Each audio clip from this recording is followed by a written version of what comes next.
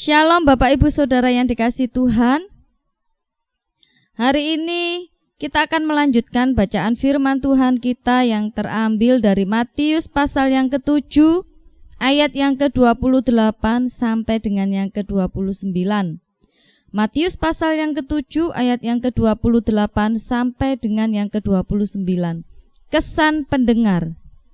Dan setelah Yesus mengakhiri perkataan ini, takjublah orang banyak itu mendengar pengajarannya, sebab ia mengajar mereka sebagai orang yang berkuasa, tidak seperti ahli-ahli Taurat mereka. Puji Tuhan.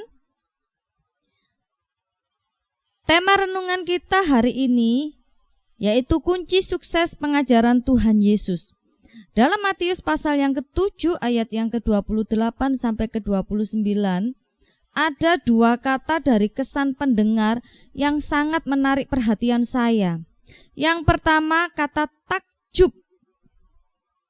Dilihat dari reaksi orang-orang yang mendengar pengajaran Tuhan Yesus saat itu, mereka sangat terkagum-kagum, mereka terheran, mereka terpukau dengan pengajaran Tuhan Yesus yang luar biasa. Yang kedua, yang menarik perhatian saya adalah kata berkuasa. Arti berkuasa yaitu memiliki otoritas penuh, sehingga setiap orang-orang yang mendengar pengajaran Tuhan Yesus saat itu tidak hanya takjub, tapi mereka benar-benar merasakan kuasa dalam diri Tuhan Yesus saat sedang mengajar, benar-benar bekerja di dalam diri mereka. Pertanyaannya saat ini, mengapa Tuhan Yesus mampu mengajar dengan penuh kuasa? Mengapa dia bisa begitu berhasil dalam mengajar sehingga banyak orang-orang takjub dengan pengajarannya? Bapak Ibu Saudara yang dikasihi Tuhan, inilah kunci sukses mengapa Tuhan Yesus mampu mengajar dengan penuh kuasa dan berhasil dalam penyampaian pengajarannya. Yang pertama, Tuhan Yesus memiliki integritas yang baik dalam ucapan maupun perbuatannya. Antara perkataan dan perbuatan Tuhan Yesus itu selalu konsisten. Tuhan Yesus itu mengajarkan apa yang dihidupi dalam kehidupannya. Tuhan Yesus benar-benar mampu memberikan suatu teladan, baik melalui perkataan maupun melalui perbuatannya. Apa yang Tuhan Yesus katakan dan janjikan, pasti dia kerjakan, pasti dia genapi. Bagi setiap pelayan Tuhan, atau para pengajar, atau semua jemaat Tuhan, mari kita miliki integritas dalam setiap ucapan dan perbuatan kita.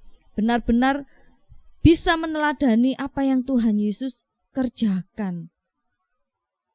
Yang kedua, kunci sukses mengapa Tuhan Yesus mampu mengajar dengan penuh kuasa adalah pengajaran Tuhan Yesus itu mampu memberikan pengharapan.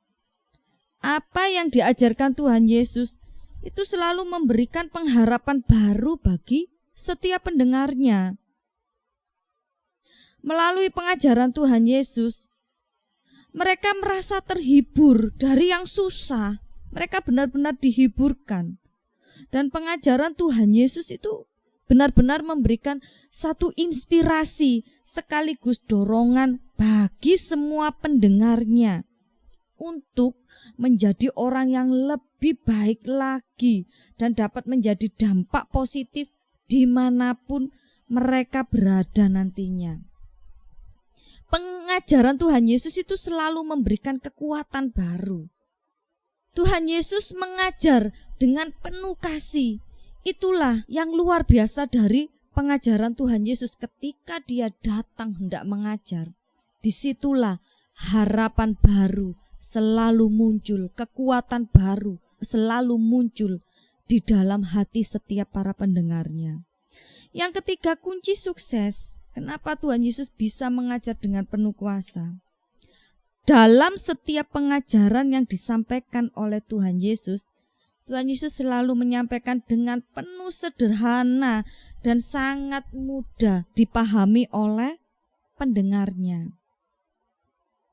Sederhana di sini dalam arti semua yang disampaikan Tuhan Yesus adalah hal-hal yang berkaitan dengan kehidupan sehari-hari, seperti doa, puasa, tentang kekhawatiran, tentang sedekah, tentang harta, hukum Taurat, dan lain sebagainya. Meskipun pengajaran Tuhan Yesus itu disampaikan dengan sederhana, tetapi dalam pengajarannya Tuhan Yesus benar-benar dapat menyentuh kehidupan dari para pendengarnya.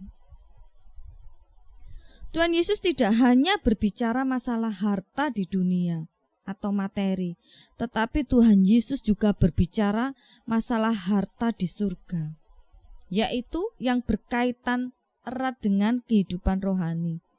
Dalam setiap pengajarannya, Tuhan Yesus tidak hanya berbicara masalah kasih kita kepada Allah saja, tetapi Dia juga berbicara masalah kasih kita kepada sesama, bagaimana kita harus mengasihi sesama. Semua itu disampaikan oleh Tuhan Yesus dengan sangat sederhana, sehingga para pendengarnya sangat memahami apa yang diajarkan oleh Tuhan Yesus.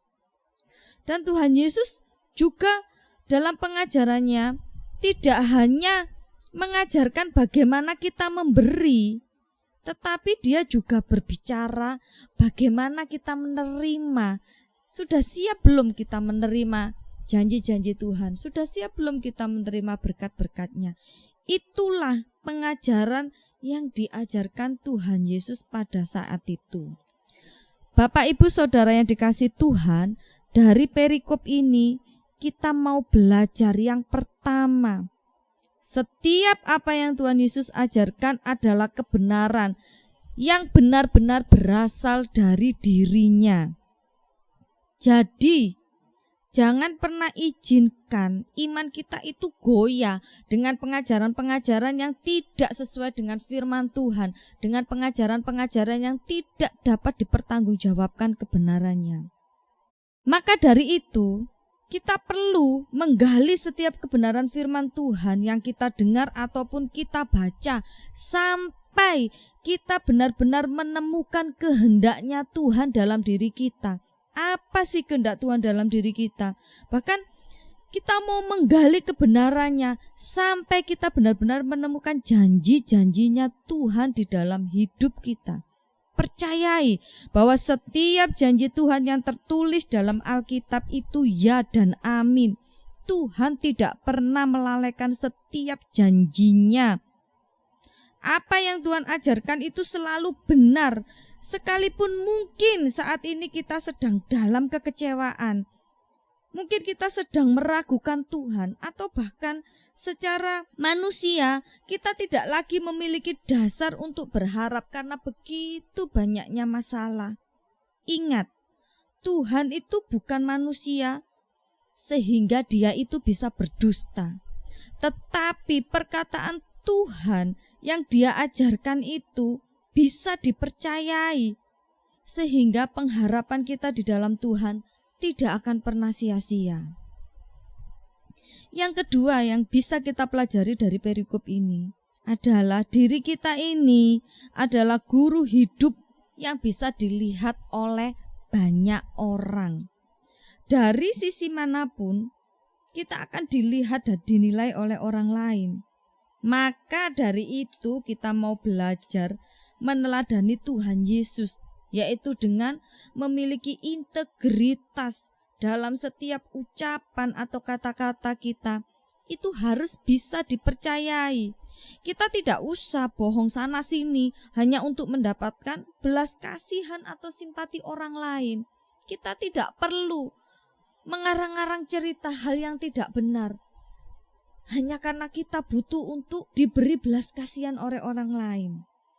Jika saat ini Bapak, Ibu, Saudara adalah seorang pelayan Tuhan atau seorang pengajar atau siapapun kita, mari kita belajar memiliki integritas yang baik dalam perkataan ataupun perbuatan. Hidupi setiap pengajaran yang kita ajarkan dengan benar. Biarkan setiap orang yang telah kita ajar, mereka dapat melihat perbuatan kita itu sesuai dengan yang kita ajarkan. Jangan sampai apa yang kita lakukan hanya menjadi batu sandungan saja dan tidak dapat menjadi berkat. Dengan kata lain, tong kosong nyaring bunyinya. Kita hanya bisa berkoar-koar, kita hanya bisa berbicara, tetapi kita tidak pernah bisa melakukan. Saya percaya kalau setiap orang percaya dapat melakukan seperti yang Tuhan Yesus lakukan, karena Tuhan Yesus sendiri telah memberikan contoh, telah memberikan teladan terlebih dahulu untuk kita. Mari minta Roh Kudus untuk membimbing dan memperlengkapi kita. Saya percaya keberhasilan akan kita terima. Tuhan akan berikan kepada setiap orang yang mau rendah hati, belajar kepadanya, belajar meneladani apa yang Tuhan Yesus ajarkan.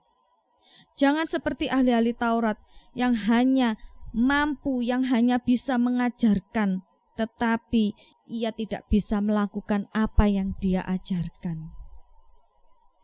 Jadi Bapak Ibu Saudara yang dikasihi Tuhan, apa yang bisa kita pelajari? Yang pertama, miliki integritas dalam setiap apa yang kita lakukan, dalam setiap perkataan dan pengajaran kita. Yang kedua, karena kita adalah guru yang hidup, maka kita perlu meneladani seperti yang Tuhan Yesus telah ajarkan. Kita mau meneladani Tuhan Yesus. Saya percaya ketika kita mau belajar, Tuhan akan menyertai kita. Tuhan akan membuat kita menjadi berkat dimanapun kita berada. Tuhan Yesus memberkati kita semua. Mari kita berdoa. Bapa yang baik, kami sungguh mengucap syukur untuk hari ini.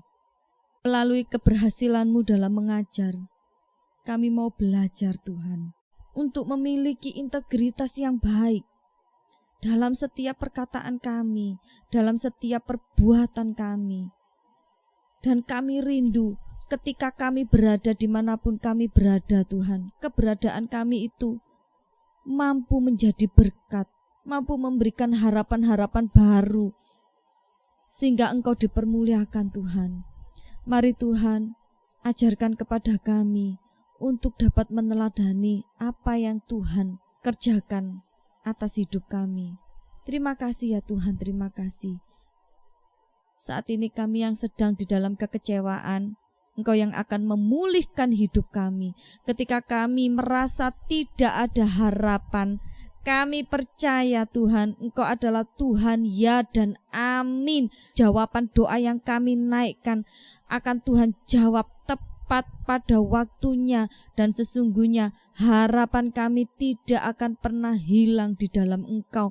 Mari Tuhan, Engkau terus ajarkan kepada kami untuk kami terus memupuk rasa kepercayaan kami kepada Engkau Tuhan, untuk Engkau terus membimbing setiap langkah kami untuk Tuhan, supaya iman kami semakin bertumbuh di dalam Engkau Tuhan. Terima kasih Tuhan, terima kasih. Kami percaya setiap kami yang ada saat ini diberkati oleh Tuhan. Terima kasih Bapa, terima kasih. Kami mengucap syukur untuk pekerjaan yang Tuhan sudah berikan bagi kami. Kami mengucap syukur untuk pemulihan yang Tuhan sudah kerjakan bagi kami. Sungguh kami mengasihi Engkau lebih dari apapun juga. Terpujilah nama-Mu Tuhan. Di dalam nama Tuhan kami Yesus Kristus kami sudah berdoa dan mengucap syukur. Haleluya. Amin. Tuhan Yesus memberkati kita semua.